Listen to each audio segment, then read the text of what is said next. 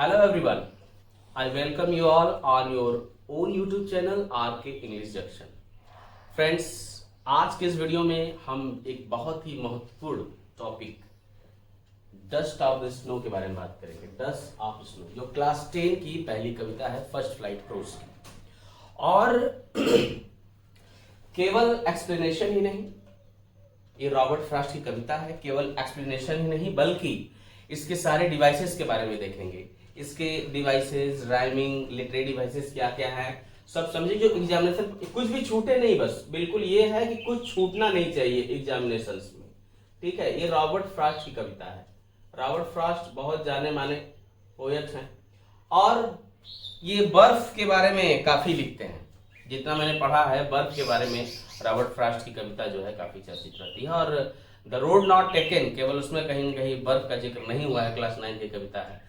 लेकिन क्लास 10 में इनका जो पोएम है डस्ट ऑफ स्नो और फायर एंड आइस, इसके बाद हम लोग एक्सप्लेन करेंगे, उसके डिवाइस को भी देखेंगे। और क्योंकि अगर आप इस चीजों को समझते हैं तो एक भी क्वेश्चन आपका छूटने वाला है नहीं, ध्यान से सुनिएगा।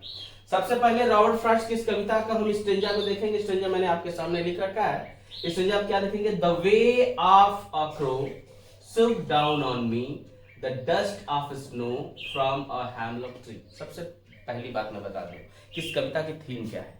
थीम ये होता है कि हम दुनिया में जो भी इनऑस्पिशियस थिंग्स हैं, जिसको हम लोग कलंकित मानते हैं, दूषित मानते हैं, कभी कभी वो भी कारण बन सकती हैं आपके दिन को बनाने को, मूड को बनाने को, वो भी कारण बन सकती हैं। दुनिया में जो भी चीजें आपको नेगेटिव लगती हैं, उनका एक पॉजिटिव नजरिया भी है। हर चीज का नेगेटिव नजरिया नहीं होता, हमारे देखने का नजरिया होता है कि हम देखते दरअसल कैसे हैं चीजों को।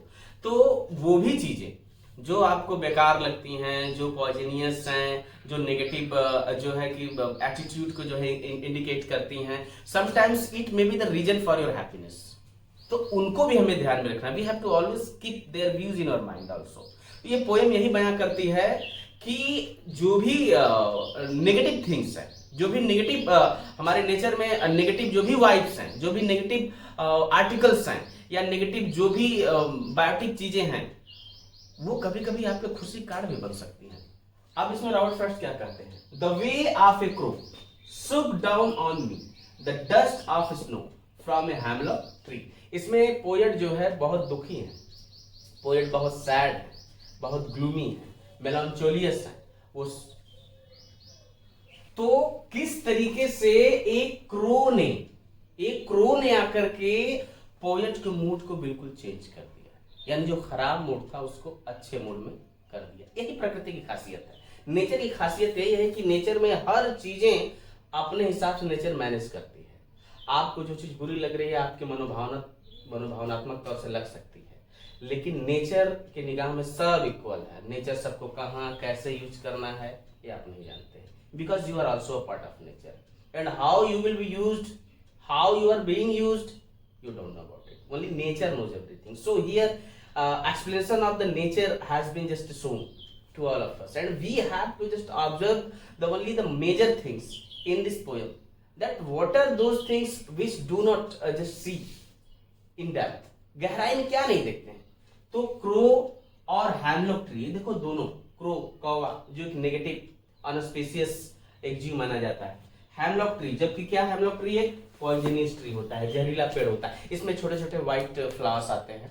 Poisonous tree with white small flowers, छोटे छोटे फ्लावर्स आते हैं। आप कहते हैं धतूरे का पेड़ भी इसको बोलते हैं, ये धतूरा, आप धतूरा बोल सकते हैं। तो मैं उसी के नीचे बैठा था। The poet was just sitting under this tree, उस पेड़ के नीचे बैठा था पोएट। और जैसे ही वे ऑफ क्रो, वो तरीका, वे माने तरीका, उस तरीके जिस तरीके से शुक हिलाया डाउन ऑन मी, जैसे उसने पेड़ के ब्रांचेज को हिलाया, बैठा, कांपा, शिवर हुआ, वो जैसे उस पर बैठा उसको नहीं मालूम है, लेकिन नेचर सब करवा रही है। तो उसका जो डस्ट ऑफ स्नो है, डस्ट ऑफ स्नो, बर्फ के जो फाहे हैं, छोटे छोटे डस्ट, जो कण, जो पार्टिकल्स, वो किसके ऊपर गिर जाते हैं?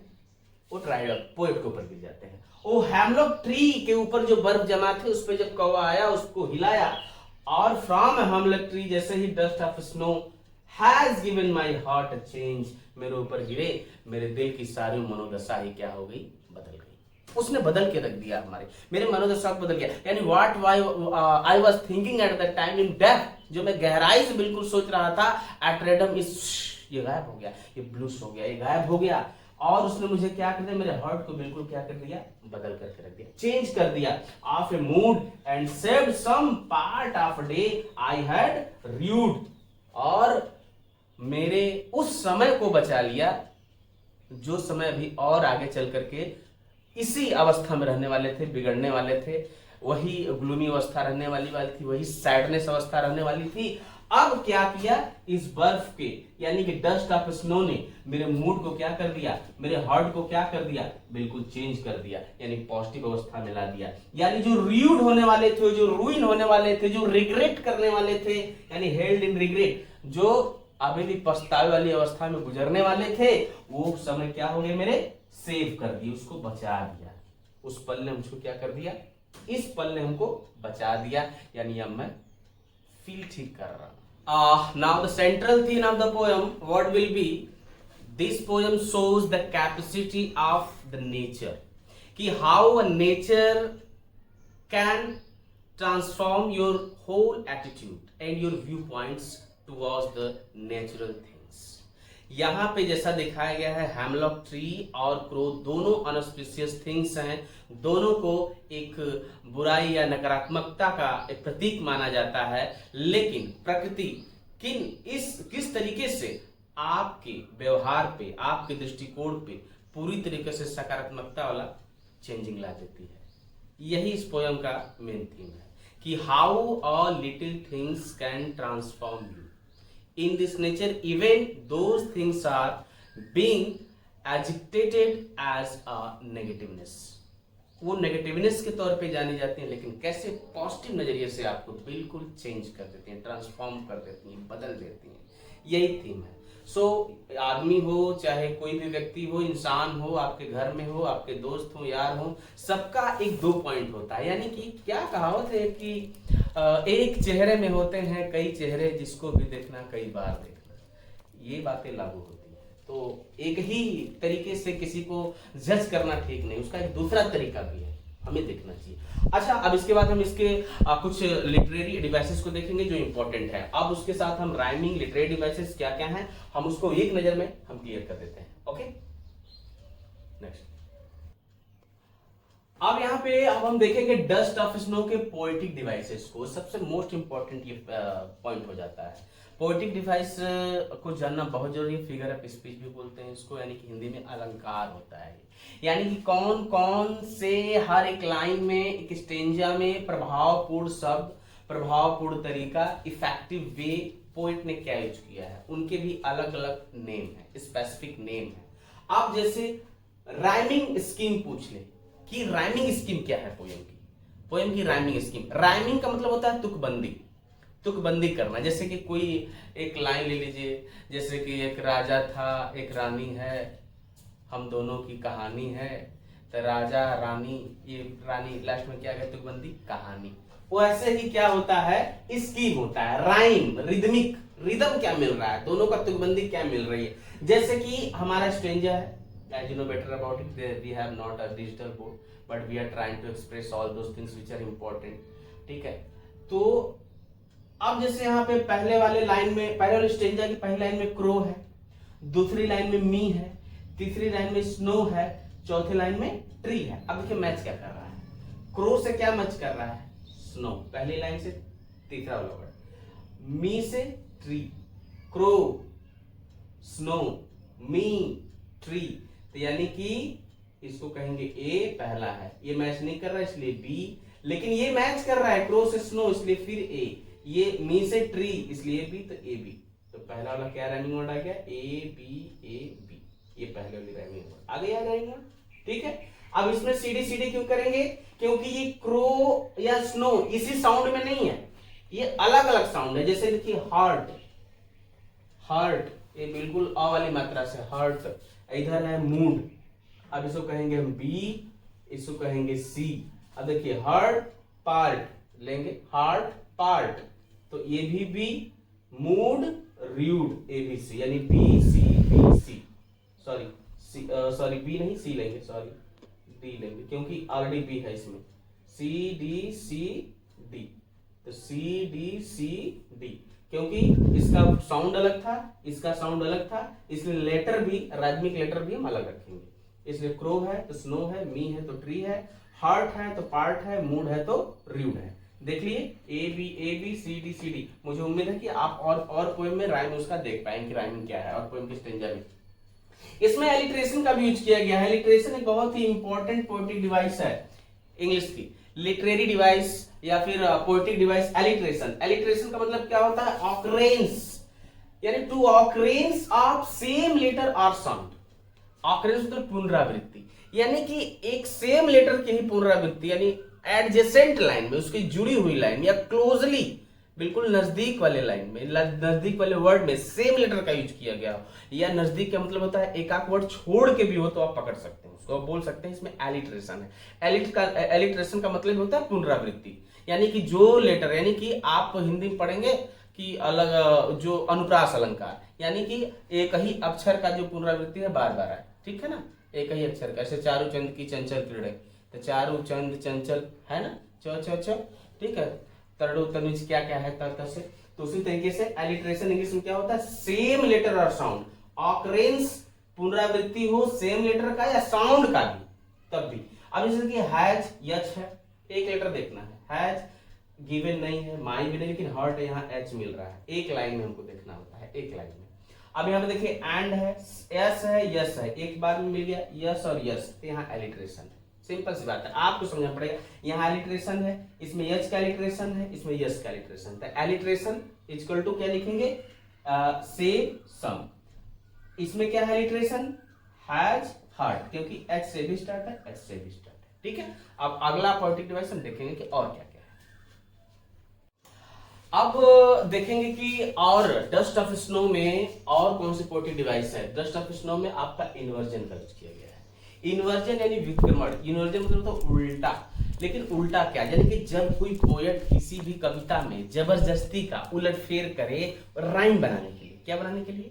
राइम बनाने के लिए। ये जरूरी है, राइम बनाने के लिए हम जिस बात को नहीं कहना चाहिए लेकिन जबरदस्ती का हम उसको भिड़ा करके बस बोले। जैसे मान लीजिए मूड है तो वहां पे जिस तरीके से क्या था, क्रूड, और जैसे कि हर्ट है तो पार्ट है। हर्ट और पार्ट अलग अलग दोनों का वो क्या बोलते हैं कि उसका प्रोनाउंसिएशन है, हर्ट पार्ट, लेकिन यहाँ पे हम जबरदस्ती का पार्ट बोलने पर मजबूर होंगे। यानी कि जब तुकबंदी लाने के लिए, राइम लाने के लिए पोएट जो है जानबूझकर क्या जबरदस्ती से उसको तुकबंदी में लाने के लिए, जब वो आपको लगे कि सेम नहीं बैठ रहा है लेकिन आप किसी तरीके से उसको ला रहे हैं बस, तो उसको बोलते हैं इन्वर्जन। इसका मतलब ये एनास्ट्रोफे भी बोलते हैं इसको, एनास्ट्रोफे भी। व्युत्क्रम का मतलब ये होता है कि इस क्रम में ना हो, उल्टा क्रम में आप जबरदस्ती फिट कर रहे हैं। यानी when the structure of a sentence is changed by the poet to create rhyme, यानी कि जब संरचना में, किसी वाक्य की संरचना में बदलाव किया जाता है पोएट के द्वारा, उसमें राइम क्रिएट करने के लिए, जबरदस्ती का राइम बनाने के लिए क्रिएट करें, तो वहां पे होता है इन्वर्जन। जैसे हर्ट के साथ पार्ट है डस्ट ऑफ स्नो में, आप देख पा रहे हैं, तो उस तरीके से उसमें इन्वर्जन है। हम ये थोड़ा कठिन हो जाता है, इंटरनल हो जाता है। जबकि एजोनेंस क्या होता है? एजोनेंस वावल का रिपीटेशन होता है, यानी a prominence of a vowel sound throughout a line is called assonance। assonance में पूरी लाइन थ्रू आउट, एक पूरे लाइन में जब आपको वॉवेल मिले पढ़ने को कि वॉवेल साउंड आ रहा है, जैसे कि shook down on me, आप देख रहे हैं डबल ओ ओ ओ, देख रहे हैं, 4 5 जो हो गया 2 3 4, इस तरीके से 4 यहाँ पे वो आपको वॉवेल साउंड मिल गई। तो थ्रू आउट लाइन पूरे आपको क्या देख रहे हैं? वॉवेल ए मिल जाए पूरे वर्ड्स में, ई मिल जाए, ठीक है, आई मिल जाए, तो आपको 3 से एक्स्ट्रा मिल जाते हैं, 2 से अधिक मिल जाते हैं, मोर देन 2 जब, तो वहां कहेंगे वहां पर एजोनेंस है। एजोनेंस आप लाइन को लिख के दिखा सकते हैं कि एजोनेंस इस लाइन में एजोनेंस है। इंजैममेंट क्या होता है? अब ये फ्रेंच वर्ड ये इंजैबर से आया है, इंजैममेंट। इंजैममेंट का मतलब ये होता है कि जब कोई कवि या कोई राइटर अपनी बातों को बिना रुके, बिना विराम दिए, बिना कॉमा लगाए, बिना फुल स्टॉप लगाए, जो है कंटिन्यू अपनी बातों का, दूसरी लाइन में भी वही बात कहता रहे, दूसरे स्टेंजा में वही बात कहता रहे, लेकिन वो रुके नहीं, वहां कोई फुल स्टॉप ना हो, लास्ट में जाकर के रुके, तब हम कहेंगे उतना दूर इंजम्बमेंट का यूज किया गया है। जैसे पूरा पोयम ही इंजम्बमेंट, आप पूरा पोयम पढ़ेंगे तो पूरा पोयम ही क्या है, इंजम्बमेंट है। पोयम में इंजम्बमेंट क्या है, the way of crow, me, snow, tree, hurt, mood, part, rude, last में जाकर के फुल स्टॉप लगा हुआ है, देख रहे हैं। यानी कि पूरा दोनों स्टेंजा में जो है इंजम्बमेंट, इंजम्बमेंट का मतलब ये होता है बिना रुके हुए, बिना कॉमा के, बिना इनवर्टेड कॉमा के, बिना फुल स्टॉप के, बिना लाइन के आपको जो है अपने मन भावों को, विचारों को पोएट जब प्रस्तुत करता रहता है, एक ही बात को कहने के लिए कई तरीके यूज करता रहता है, वो लास्ट तक चलता है बिना रुके हुए, उसको बोलते हैं इंजम्बमेंट। यानी कि इसमें पूरी पोएम इंजम्बमेंट है। आप कहेंगे इंजम्बमेंट तो whole all 2 stanzas are enjambment, ये दोनों इंजम्बमेंट में है कि when the same sentence continues to the next, same sentence एक ही मनोभाव वाले रहेंगे, same sentence continues to the next line without the use of any punctuation mark, बिना पंक्चुएशन मार्क के जब नेक्स्ट सेंटेंस तक वही लाइन की बातें चलती रहे। जैसे मैं तुमको जानता था, तुम नहीं जानते थे हमको, मैं रुका, तुम रुके नहीं, तुमको रुकना चाहिए था, बात करे होते तो सुना होता, मैं कितनी बार तुमको प्रयास किया। अब एक ही हम हुए, एक ही फ्लो को दर्शाते रहते हैं, वहां होता है क्या, इंजम्बमेंट होता है। ठीक है, तो ये हमारा रहा पहला chapter dust of snow class 10 का, और मुझे उम्मीद है कि आप इसको पढ़ लेंगे और ध्यान से सुन लेंगे, उसका नोट्स भी बना सकते हैं, और ये आपको बहुत फायदा करने वाला है क्लास 10th में। मुझे जो भी लगा कि मुझे ये कहना चाहिए, बताना चाहिए आप लोगों को, और मैंने बखूबी बेहतरीन ढंग से मैं कोशिश करूंगा कि अगला जो पोएम मैं पढ़ाऊं फायर एंड आइस, उसको और बेहतर तरीके से मैं आप लोगों को जो है कि लेकर आऊं। क्लास 12 का भी चलेगा इसमें, द माई मदर एट 66, इसके बाद में अपलोड करूंगा। ठीक है, तो बने रहिए और देखते रहिए और ऐसे ही नॉलेज प्राप्त करते रहिए आरके के साथ। ठीक है, थैंक यू।